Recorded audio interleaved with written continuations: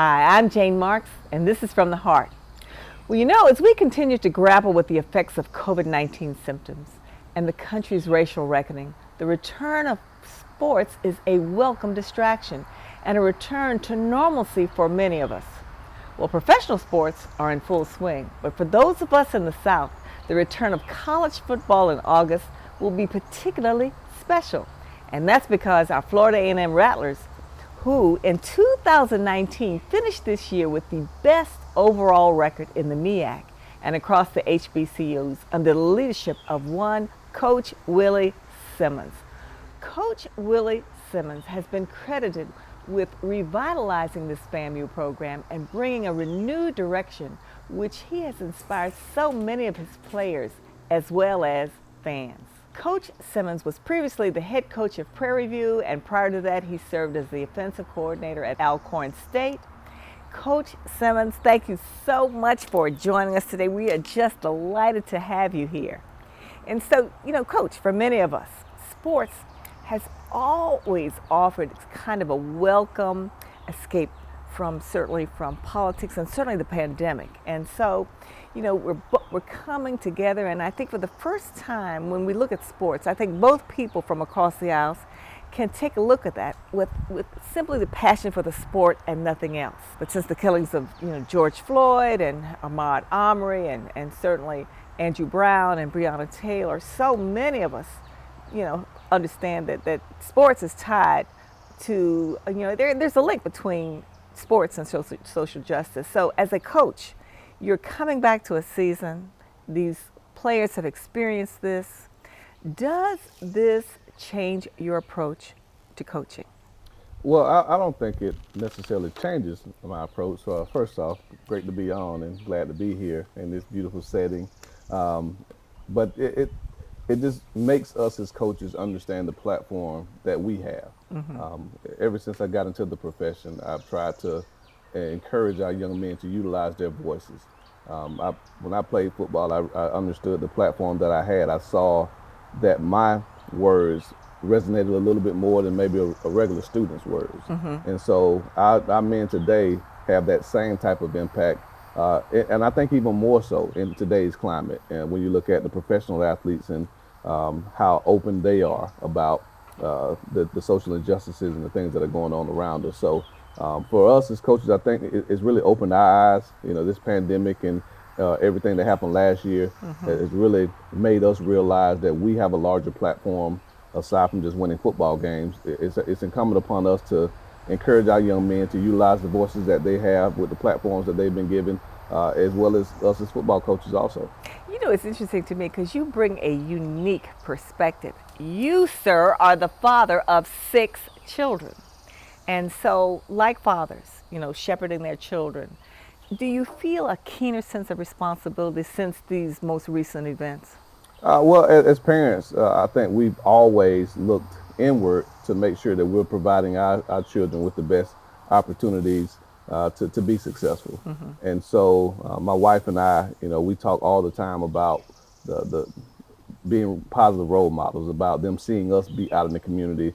My wife is gone back to school to get a PhD, not so much for her, but for our children, to be an example for our children to show that you can accomplish your life goals. Mm-hmm. She just recently, pledged Delta Sigma Theta sorority at a not college age. And I don't know a lot of people like to hear that. And even talking to her about that, it's creating a legacy mm-hmm. for our children. So we've always tried to make sure that we've instilled a certain level of character in our children, the 6 that we raise. Mm-hmm. But as a football coach, that extends to 120. Mm-hmm. So I want to take that same approach to make sure that I'm providing the young men that I'm in charge with overseeing the same lessons, the same opportunities that we provide our own 6 children. It has been said that you are a tremendous role model. We have heard athletes talk about wanting to be like you. There's again, you use this hands-on approach. And that's not said for all coaches. Where does that come from? Where in your history does that come from? Was your family like that? And they said, you know what, we're going to keep our hands on everything. We're going to make sure we guide you. Tell us about that. Well, I grew up in a large family over in Quincy, and we were a close-knit family. And so we always looked out for one another. Anytime we saw one kind of getting off the path, it was, again, incumbent upon us as a family to kind of try to reel that person back in. And so I've always felt that sense of family, even when I went off to college. I didn't know coaching was in my future. You know, I was like most 20-year-olds. I didn't have a clue as to what I was going to do with my life beyond playing football. You were playing football at that point. I was playing football at that point. Now, what was your position? I was a quarterback. Quarterback, of course. Quarterback to coach. That makes sense. Right. So, but once I got out of college, I knew I wanted to do something where I was able to again, have an influence on young men. And so coaching provides me that opportunity every single day. And again, it's a person-driven industry. It's really about people. Coaching is about people, whether it's recruiting or coaching or interacting with the fans and alumni. It's about dealing with people. And if you truly have a heart for people, I think it makes you a great coach. And so I don't like to think I'm unique in any aspect, but I would like to say that I love my young men. I truly do. And I hope that every coach does, because we're really doing this for them. It's not for self-gain, personal gain. It's to really impact the lives of 18 to 23-year-olds who are our future leaders of tomorrow. And guys like Blake Simpson, who led a march last summer during the midst of the social injustices, makes me proud as a head coach to know that we do have young men who've taken on that mantle, and that will go on when their playing career is over, and not be afraid to lead the future generations, because we definitely need it. Well, you know what? We want to hear more about that. So stay tuned. Well, join us in just a few minutes, because you know we want to hear more about this.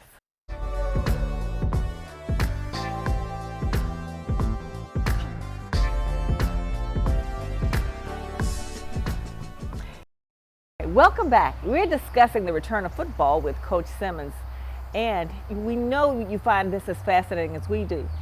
You know, historically, our show, From the Heart, has been aimed at helping young people navigate the challenges of young adulthood. And so with sports, Coach Simmons was just mentioning how one of his players, you know, has taken social justice to a different level. And he mentioned a young man named Blake Simmons. And so we want to talk all about that. Yeah, Blake, once the George Floyd incident occurred, and obviously the nation was in an uproar. There were protests all over the place, marches, and we were having a team meeting because I thought it was important for me as a coach to address these issues in a platform. Obviously, because of COVID, we were doing it through Zoom, but we had the police chief on, we had some local law enforcement on to just have an open and honest conversation about the relationship between police officers and African Americans in this country. And right after that call, during the call, Blake said, "Coach, I want to stage a march," and I said, "I want the team to be involved." And so this was on a Thursday, and he wanted to do the march on Saturday. So basically, in 2 days, we had to try to organize a march, and a lot of people don't realize, but it's not as simple as a bunch of people just getting together and deciding they want to go out in the street and protest. There are laws that you have to follow, and you have to get the city behind you and all of those things. So fortunately for us, we were able to get the support of the Tallahassee Police Department, the mayor, the city commissioner, the university, and Blake and three of his not teammates but college students organized a march. Started at the Civic Center. And we marched down Gaines Street, about a 2-mile march, all the way to the state capitol. And then got to the capitol, and they talked, and it was a phenomenal event. There's several messages here. One is that you walk the walk with your players. We love that. And the other is that you listen to your players. A lot of times people have ideas, and as coaches, we want them to be involved, but we don't help them actually execute, which is what you actually did. And I think the most important part is that you actually marched with your players. And I think a lot of times people want to stay away from that lane because they feel like, I don't want to get tied into this, and we don't want to put the school at risk, in terms of how someone might perceive it. But you did it. No, I thought it was important that I stood with them. It's one thing to say, hey, players, go out and march and utilize your voices, but no, I'm going to stay off in behind the scenes and let you. No, that's not the way it works. I mean, I tell our guys all the time, I would never ask them to do something that I wouldn't do myself, right? So whether it's conditioning, whether it's community service, or in this case, even organizing the march, I would be remiss if I didn't experience that with those guys. If I didn't support Blake and the other 40 plus players who made the march, I wouldn't be the coach that I aspire to be every single day. And so I thought it was very important that I was right there on the front line, you know, singing the chants, leading the march in the hot sun, you know, walking up and down Gaines Street, because again, it was for a very, very important cause. It was for something that we've all been fighting for, that we can all relate to. And so this isn't them just organizing a march about something that's important to them. This is about something that's important to all of us, even if you're not black in this country. You know, and this is how real change begins. You know, so often people are looking for answers. But what's interesting also about this story is you've got to tell our audience what happened within 3 days of this march. Oh, it was amazing. Within 3 days, we were contacted by national media, the mayor, the president of the university. I mean, everyone wanted to talk about this because of what it meant. And it wasn't just Florida A&M. Students, athletes From all over the country. FSU joined in, from Tallahassee Community College. We even had older individuals, you know, more seasoned individuals who weren't students. I mean, people who, one of the men who sat on the steps with them and actually had a chance to speak, said that he had done that same march 40 years ago. Wow. with his kid. And so just to be able to see the bridge between someone who actually went through the civil rights movement to say we're having the same struggle in 2020. You know, I did this march in the 60s, and now you guys are doing this march in 2020, and it just spoke to where we are as a country, and it almost brought tears to my eyes. Absolutely. And well, now, can we pivot to your own personal story and what happened? I mean, here you are, it's standing forth for social justice, and then what happens in your own family? Yeah, so aside from the social justice movement, one of the platforms that I've tried to utilize is to take a stand against gun violence here in Tallahassee. I'm a product of this community. You know, I grew up 20 minutes west of here, and so Tallahassee has always been considered home for me. And after I witnessed 2 young men lose their lives 2 years ago, I decided that it was time for me and others like myself to do something. And so we started this push to fight against gun violence here in the capital city, and then lo and behold, you know, in the midst of the social injustices, my oldest son, my 22-year-old son, got shot, you know, right outside of his condo.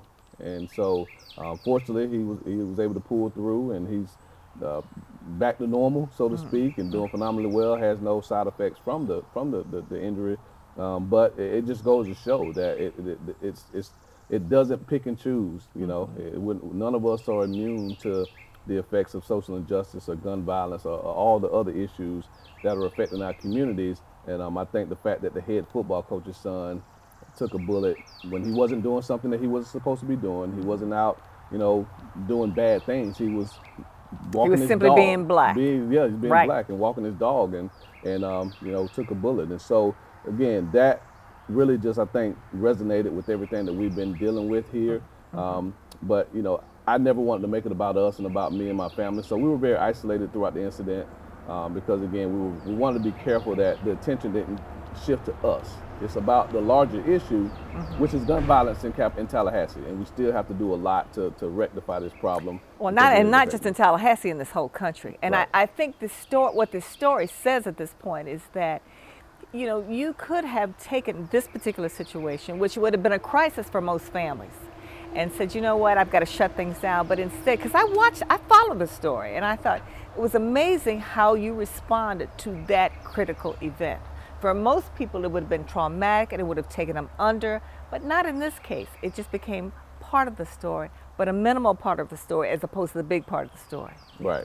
Well, you know what? Stay tuned. You don't want to miss a minute of this conversation. We'll be right back.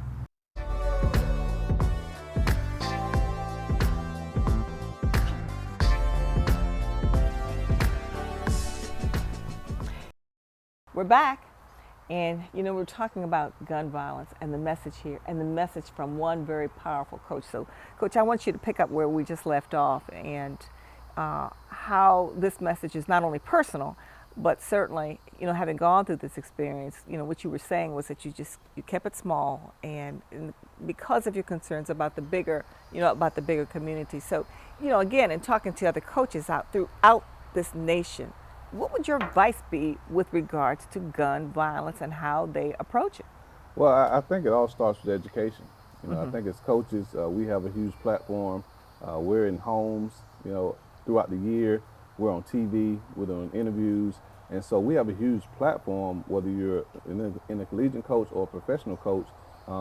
Most of us have large voices because people know who we are. And for good, right, wrong, or indifferent, they listen to what we say.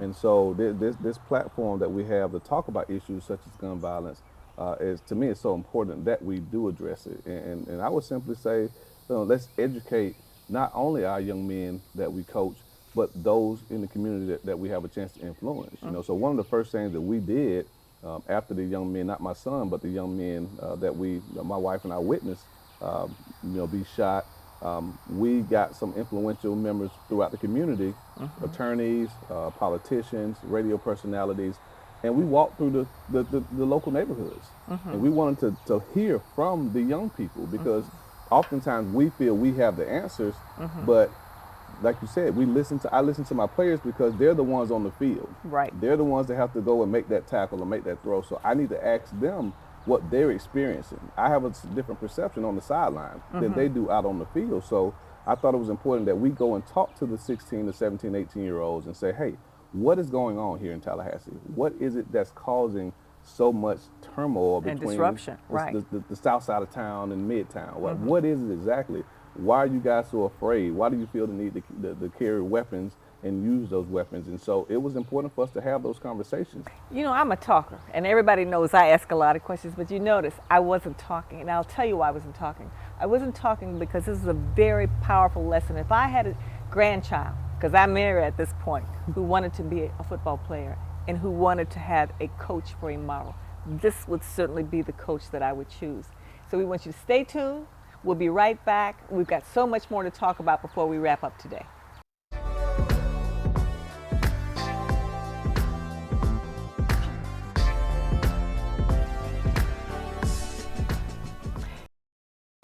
Coach Simmons, this has been a wonderful conversation today. And one of the things that comes to mind is that you are part of an elite group of coaches that care.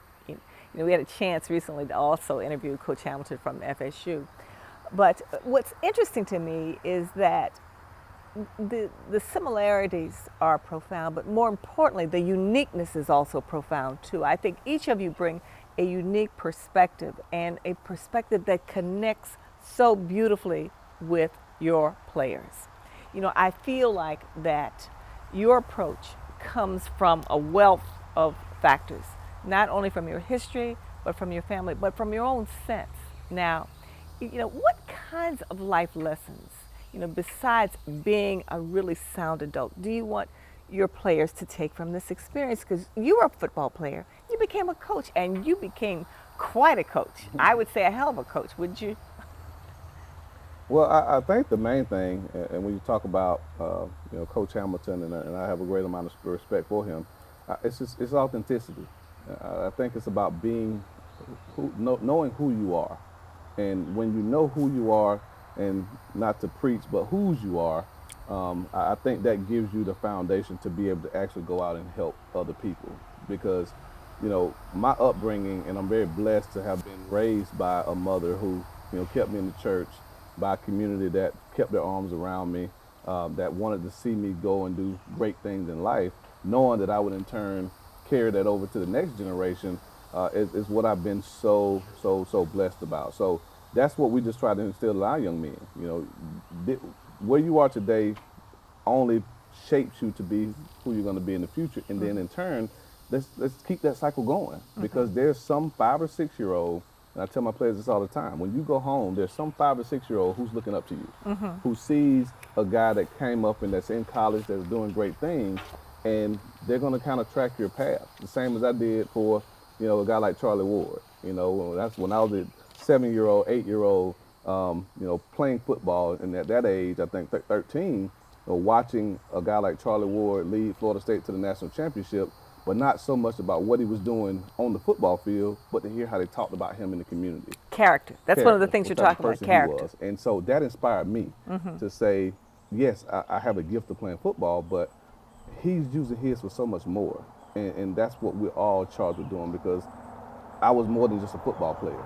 You know, football was just something that I did. But who I am is the value system that I have. You know, how much I care about my local community and my national community. And I think that's the message that we try to instill in our young men every day. And when they get that, then I think they understand the big picture, and then they win. Like I said, not a game, but they win in life. And ultimately, that's what I'm here to do, to ensure that these young men win in life. Well, you know, when it comes to leadership, I think that for these young men to walk the walk with you, for them has got to be life-changing. You know, you're still a young coach, relatively speaking, but I will bet you that there are players who come back to see you every year, aren't there? Well, yeah, I think that's a part of it. You know, I still have relationships with the very first young man that I ever recruited. I still talk to he and his mom. And that was 16 years ago. You know, every Mother's Day, I send her a Mother's Day text. Every birthday, every Father's Day, we still stay in constant contact. And I think that's a sign of building the relationships that matter, you know, and I just truly believe that relationships matter in life. And so it's not just me signing you to a scholarship, me coaching you for 4 or 5 years, and then you going on about the rest of your life. No, we've developed a bond, a relationship. To me, that's a lifetime connection. That's the family that we're building. I think every relationship that you have in your life is there for a reason. And when you nourish those positive relationships, it enhances your life, you know. And so I feel I have a network that stretches across the United States, because I made it my mission to really build authentic relationships with the people that the good Lord has blessed me to be in contact with. Coach Simmons, thank you so much for reminding us that we can all be agents of change. I mean, here you are. What we've seen today is that not only have you built a culture of community and of family, and a sense of whose you are, and a sense of where you're going to go and what you can take with you. I mean, these are the kinds of lessons that we just don't simply seem taught, not like we used to historically. And so as this country, you know, grapples with growth and change, this is a model that we can use. We are so grateful that you came in to talk with us today. This has been such a compelling story for me. Those people who know me know that I talk a lot, and you notice I sat back today because you had so much to say and so much to share with our audience. And so we can't wait for them to join us in the conversation. Take good care, and from the heart, I'm Jane Marks. We'll see you next time.